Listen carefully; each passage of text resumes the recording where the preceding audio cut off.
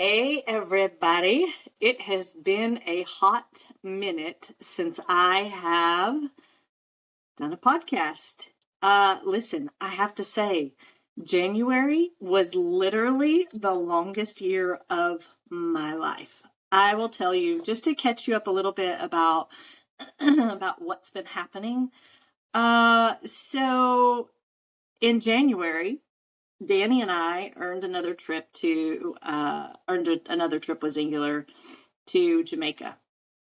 And we spent a week in Jamaica. Y'all, it was fabulous. It was a fabulous week. And we got to do all the things. It was like 85 degrees during the day. The water was perfect blue. I faced some fears. I went out on a catamaran thingy, a little thingy, like with like 3 people on it, out into like the dark water, where the sharks are. Yeah, I totally did that. Scared the shit out of me, but I did it anyway. Crazy enough, right, that it was just a beautiful trip. We got to see some great people, all of our friends in Xyngular. We were spoiled rotten on the trip.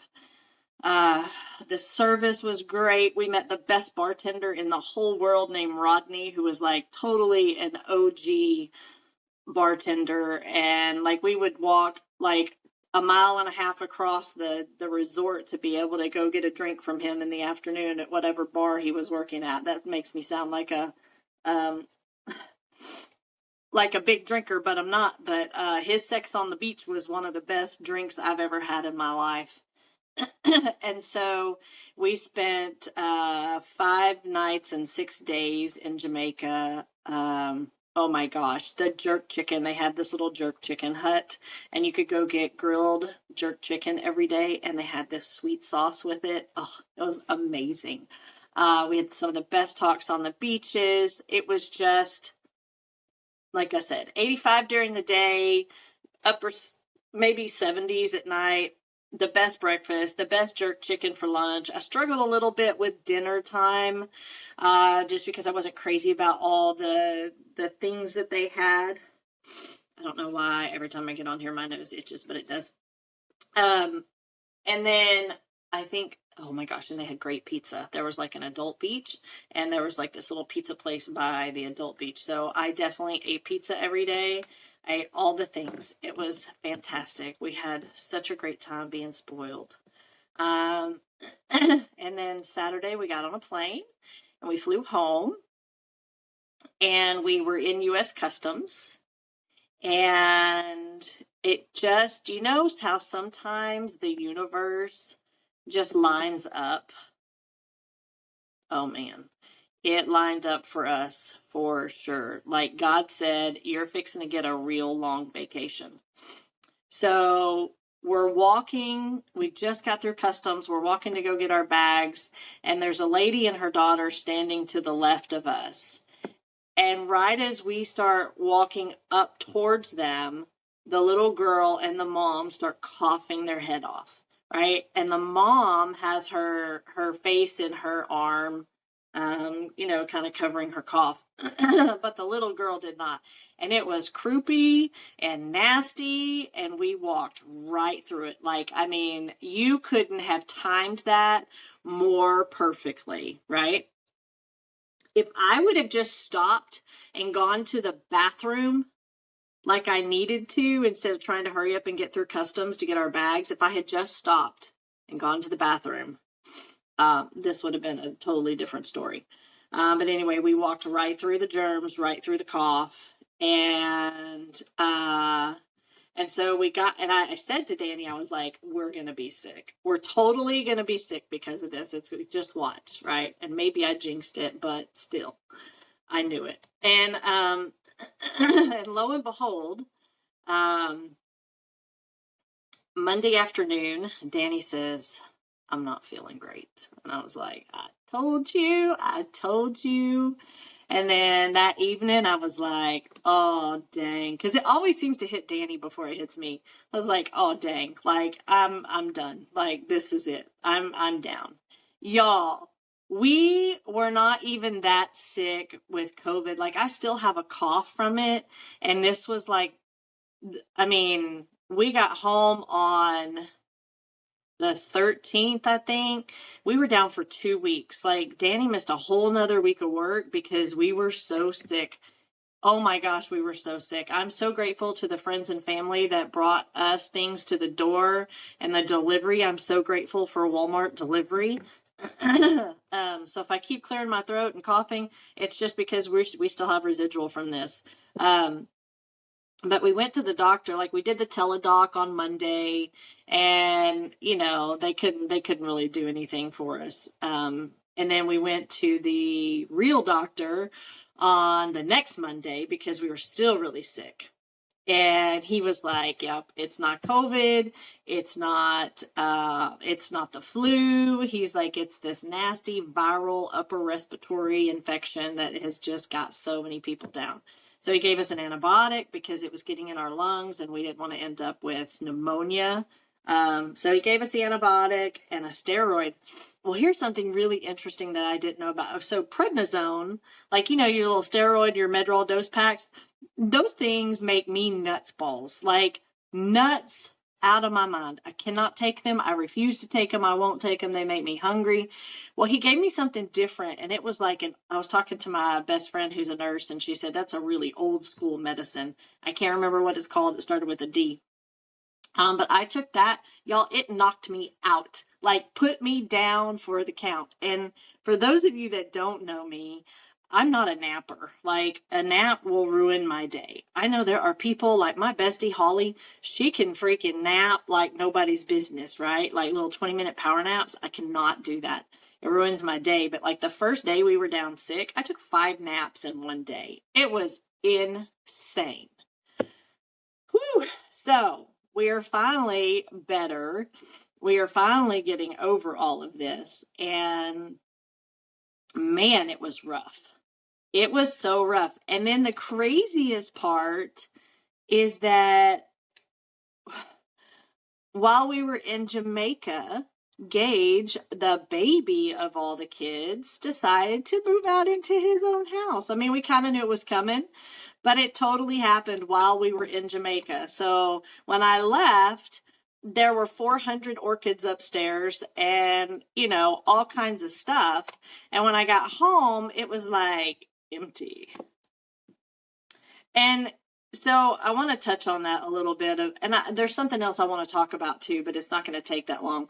And I wanted to kind of catch you up on everything that's been happening.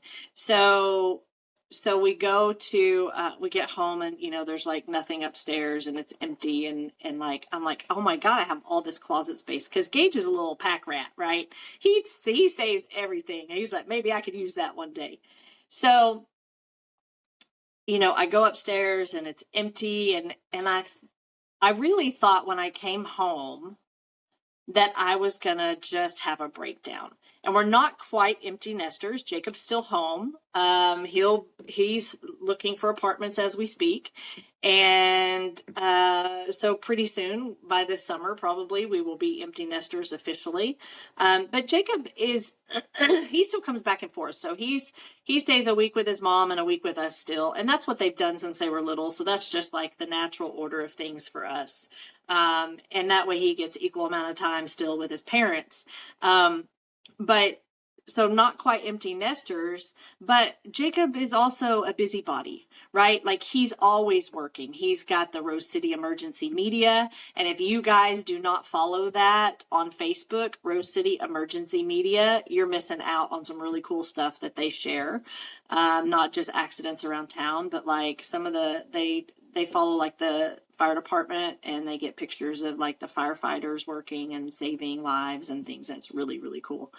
So go check that out. But he's always working and he's always gone. So even when he's here with us, we might see him like 10 minutes a day. He's usually gone before we wake up and he's home after we go to bed. Like that kid, I bet sleeps about 4 hours a night and that's it. And that's all he needs. I don't know how he does it, but man, it's impressive. So he's not ever here when he's here, right? So last night was kind of the first night that I was home. Danny's traveling. Gage is in his own place. Jacob was here, but not here yet, right? So I only had to worry about myself for dinner. And that was weird. I'm like, oh, I can make anything that I want to, and I don't have to worry about really anybody else. Jacob's not a big leftover person anyway. So, I mean, all the changes, like there is so much that has happened in the last, there's so much that happened in January. That's why I say January was the longest freaking year of my life. I'm not even kidding you. Like I was so ready for January to be gone and done. So Gage and Braden moved into their own place. It's fortunately they stayed here in Tyler, and it's a cute little place, and they have a plant room and everything, right?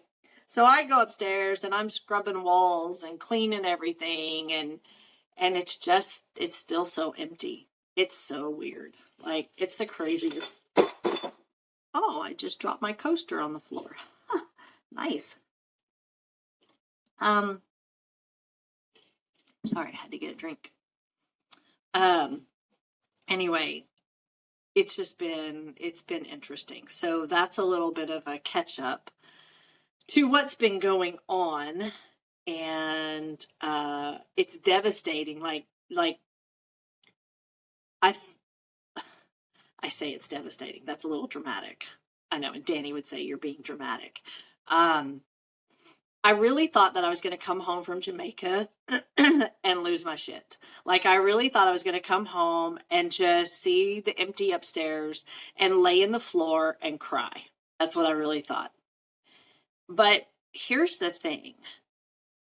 Gage handled that move like a boss. How can I be sad when this is what we have raised our children to be? How can I be sad when he's doing exactly what we taught him to do, which is handle business, right? It's what he did. He employed his brothers to come and help him move. So he had his brothers here. Like, I mean, I just, like, he handled his business. And I'm so proud of him for that. Like, that's such a proud parent moment. We also didn't have to help him move, which was crazy. But that was such a proud parent moment that how can I be sad about that? So I've really yet to have a breakdown about it. He doesn't know this, but like I was at his house the other night and I was holding Toothless. And I think that's been one of the hardest parts too, is not seeing Gage every day, but not seeing Toothless every day too, right? I mean, he's a big part of my world and my animal world. And he's gone and Piper's gone because they're with Gage. And now, I mean, I can go over to their house and I can see Toothless and Piper and Iris and all of the things, right?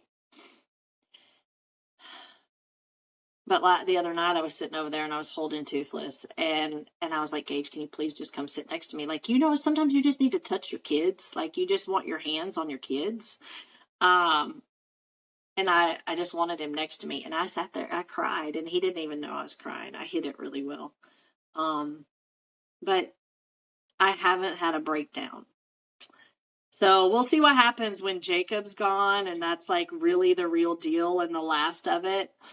I'm so grateful to have Mau Mau. I think most of you know the story of her. If you don't, go check it out on my Facebook of this little cat that lives like a rock star on our back patio, with her little house and her heat lamp and her she's got 2 beds and like she's just spoiled rotten, and she's come to trust me a lot more and be around me a lot more, which is fabulous. I love it.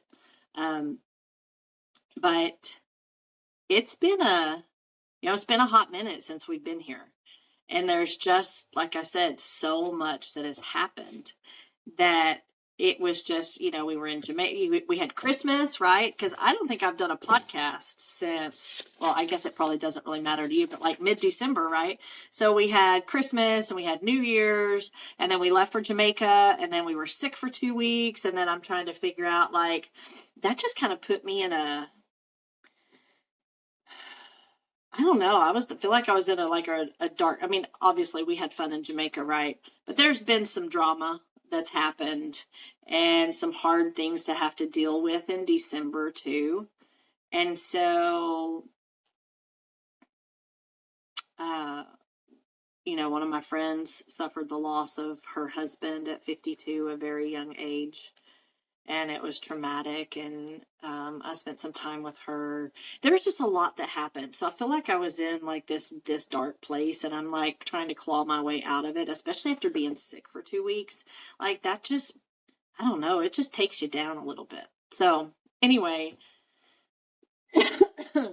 that's what's happening right now. That's what's happening in our family, in our world. Business is crazy.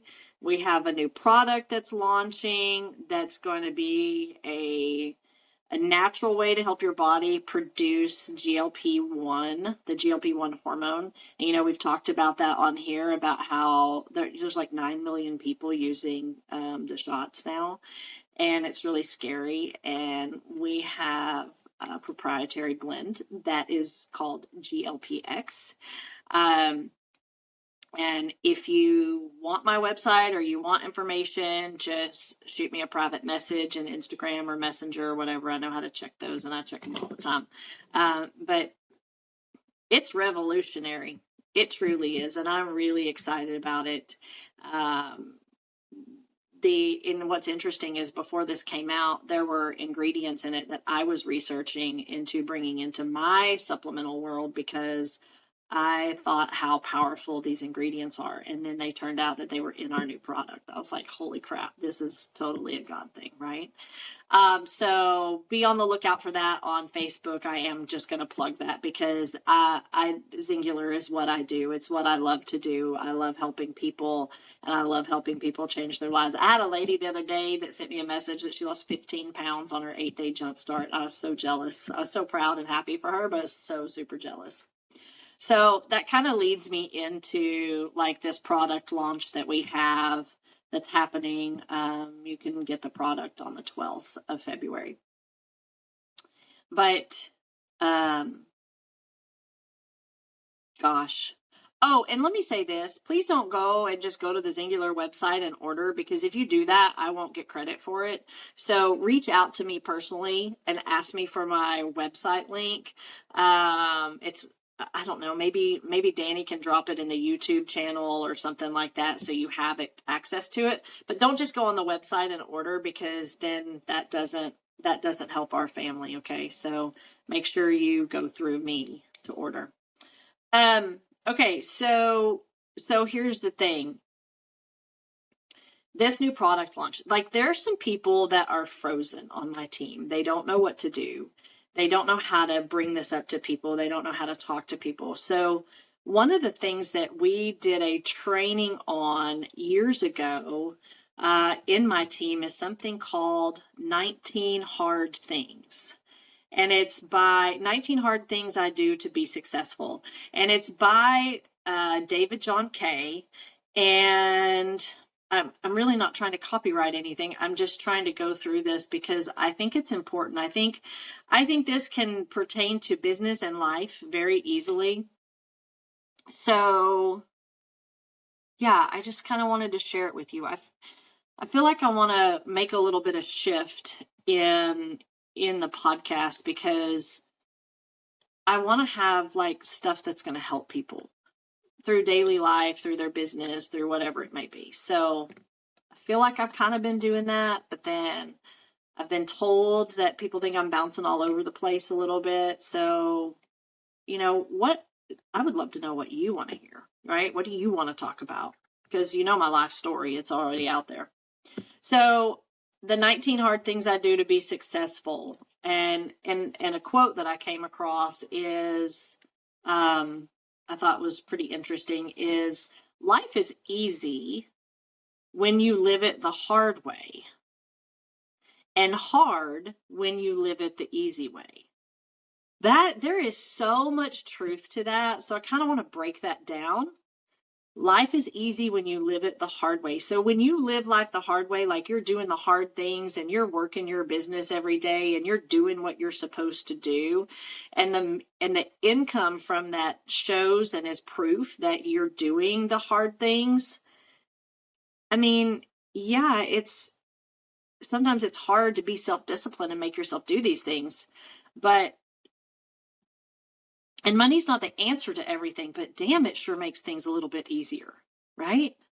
It makes it easier to be able to say yes to your kids and yes to your family if they need help, or yes to your mom or your dad. You know what I'm saying? Like, so many of us struggle with that.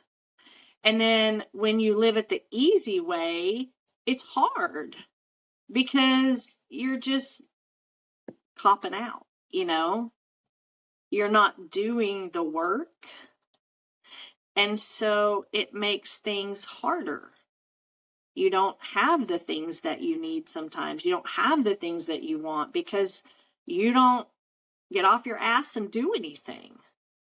You just want to not have any responsibilities and not have any accountability for anything. And when you do that to yourself, I mean, that could even go into, selling drugs or using drugs or any of those things. If you're an addict, damn, life is hard, right? And what we talk about with the kids in the jail all the time is like, it's easy to be bad. It's easy to follow the crowd. And it's harder to stand up for yourself and do the right thing. It's easier to do the wrong thing than it is to stand up and catch your moment and just practice the pause. That's what I talked to the kids about the other night. They hadn't heard about that. Practice the pause. Like, just count to 10, right? And make the right decision for yourself. It's so much easier to be bad, and it's so much harder to be good. Why is that? I don't know. But life is easy when you live it the hard way and hard when you live it the easy way. It is totally a fact. And so one of the things that David John Kay talks about in the 19 hard things I do to be successful are I do the hard things. And so I guess for the next 19 weeks, we're going to be kind of going through this. I'm going to talk to you a little bit about what's going on in our lives and what's happening, but I'm also going to give you something that you can take with you, okay? And I'm going to try to keep these under 30 minutes. That is my plan. So the number one thing is I make the call I'm afraid to make. Y'all, when you get into anything that you love, if it has anything to do with you making a profit, everybody shuts down. Why? Why? Because people don't like to talk about money. Why? We all have to have it. We all use it. We all spend it. Why is it so taboo to talk about it, right? I mean, you go buy hairspray from Walmart, but your best friend can't talk to you about the hairspray that she sells? I mean, it blows my mind. And so making the call that you're afraid to make, you have to do it scared. Do you know how many times I've made phone calls scared? Like, okay, I make a list today and these are the customers I'm going to call. And I'm just going to ask them like, hey, do you want to do this with me? Do you want to get your products paid for? It's a hard call to make. It really is. And I get it. People are scared and people are worried. The biggest thing is you're afraid to make the call you want to make because you're worried about what other people think about you. Well, I want you to put yourself in an empty room. This is one of the girls I talked with, Cheyenne Neal and her husband in Jamaica. We spent a little bit of time with them, and she's an up-and-coming riser. She'll be an executive one day, I know it. But we were talking, and she's like, I'm worried about the ladies, in my town. Like, if I keep posting this stuff, I'm worried about the ladies in my town. I was like, girl, I want you to close your eyes. I want you to picture yourself in an empty room. Now I want you to put all those people you're worried about in that room that pay your bills. And she just looked at me and she was like, good point. Like, yeah. So she went home and she started doing it scared. She started doing all the things and quit worrying about what other people think about you. And here's the interesting thing. People actually, and we've talked about this before, people actually think less of you than what you think they do, because people are selfish and they're really mostly only thinking about themselves. Yeah, maybe it's a fleeting thought or whatever, but make the call that you're afraid to make. That's how you are successful. It's how you do the hard things. I can do hard things. I do it scared, and people are like, oh, you don't seem scared at all. Y'all, I am shaking in my boots. And everybody's like, oh, you seem so natural and stuff on your podcast and everything. Do y'all understand? Like, this is a sticky note and it says pray. This is a sticky note that sits right here before I do any podcast. And God and I have a very serious conversation before I do a podcast. Because you know what? I'm scared to death, but I do it anyway. So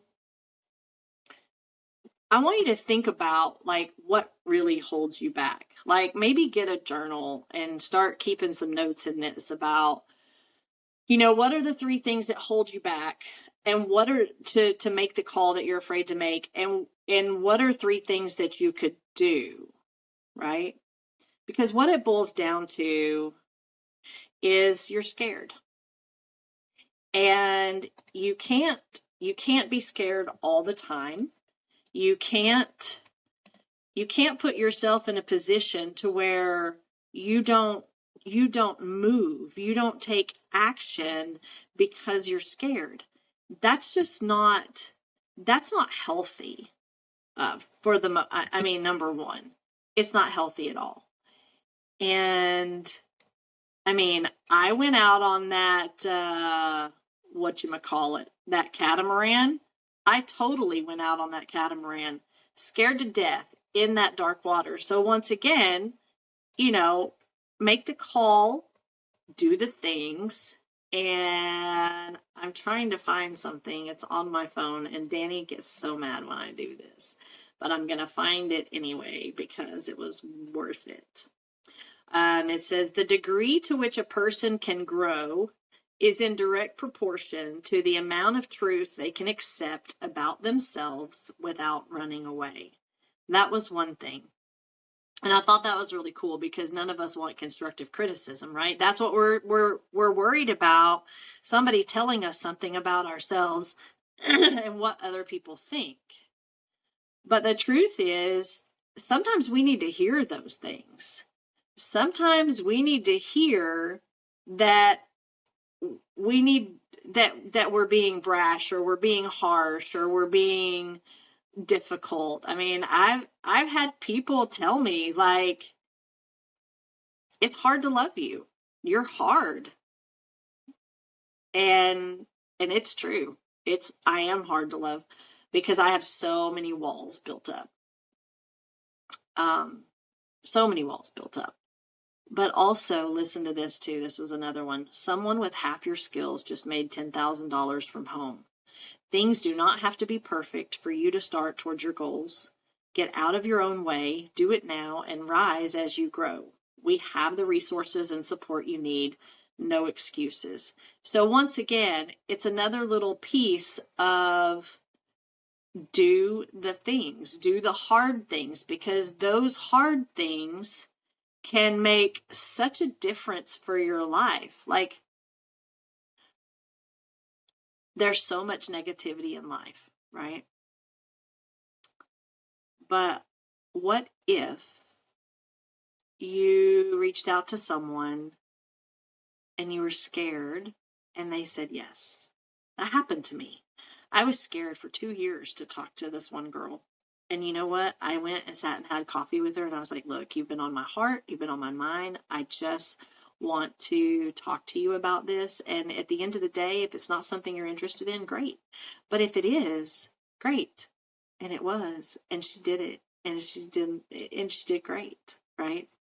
But if I hadn't have made that phone call and reached out to her and said, hey, I want to talk to you, I want to meet for coffee, that would have never happened. Well, actually, I drank hot chocolate. She had coffee. But that's the thing, y'all. Make the call that you're afraid to make. Do the things that you're afraid to do, because that's going to help you be successful in life. Okay. I hope you share this with people. I hope that, ask me some questions, whatever it is that you want. But I hope you share this with people. And I hope that you got something from it. And I hope that you come back. Please subscribe to this. Please like it. Please share all the things. I would love for this to grow, and I would love for this to help. There's so many podcasts out there, but it takes a million different kinds of people to reach a million different kinds of people. So I love you guys. I'm sorry I've been gone so long. Thank you for tuning in. Peace out, homies. Y'all are the best.